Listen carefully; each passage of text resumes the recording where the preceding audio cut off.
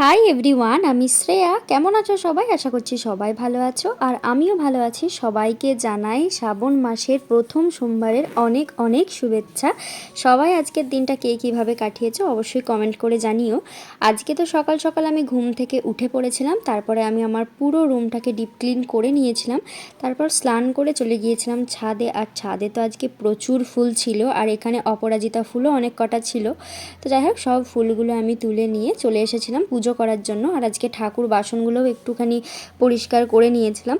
তবে বাসনটা পরিষ্কার করতে করতে আমার হাতটা একটু কেটে যায়, তো সেই কারণে ভীষণ জ্বালা জ্বালা করার কারণে প্রদীপটা ভালো করে মাজতে পারিনি।